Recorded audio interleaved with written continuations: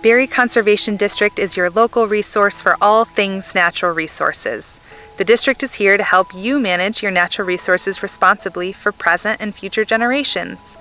Berry Conservation District works with the community and conservation groups to provide resource conservation assistance to all landowners.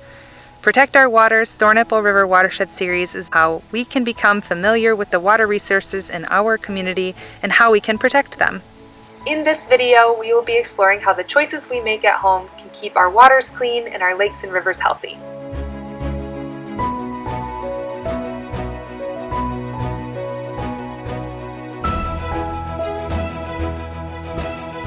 When it rains, or we use water from a spigot or a hose, that water either soaks into the ground or it becomes what we call runoff.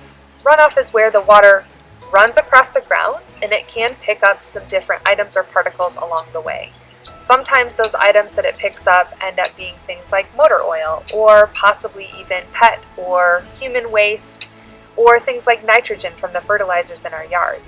That can be carried in the water and then carried either directly into our water bodies or it can go down a storm drain and then eventually make it into our water bodies.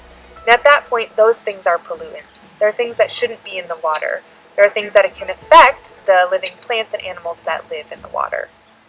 Here are a few ways to use best management practices at home to work to protect our waters. Go to a car wash instead of washing your car in the driveway. That way the soap will go into a proper treatment facility and not into our rivers or lakes.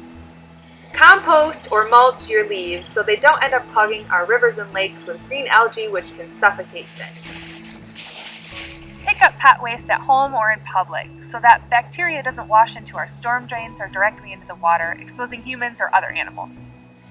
Use a rain barrel to collect water for your garden. Water sparingly and only use it in the morning or the evening to protect against evaporation during the middle of the day. Recycle your used motor oil. Even a little bit of it getting into the storm drain can affect the aquatic plants and animals. If you have a septic system, check it every 3 years to make sure it's functioning properly, and pump every 3 to 5 years, and always be careful what you flush down the toilet. Dispose of household cleaners and pesticides at a household hazardous waste collection. Berry County has free collections in May and September. Contact the health department for more information. Only fertilize if a soil test says you need to, and only use organic fertilizer so that we aren't at risk of unnatural chemicals washing into our waters. If you have to use pesticides, just spot treat, so that way no excess chemicals get out of our yards and into our water. It's recommended to mow high, leave your grass at 3 inches, and also don't mow near the water's edge. It leaves a buffer to trap the pollutants before they go directly into the water. Shrink your lawn. Plant native wildflowers, shrubs, and trees. They help slow the water and the deep roots help filter pollutants.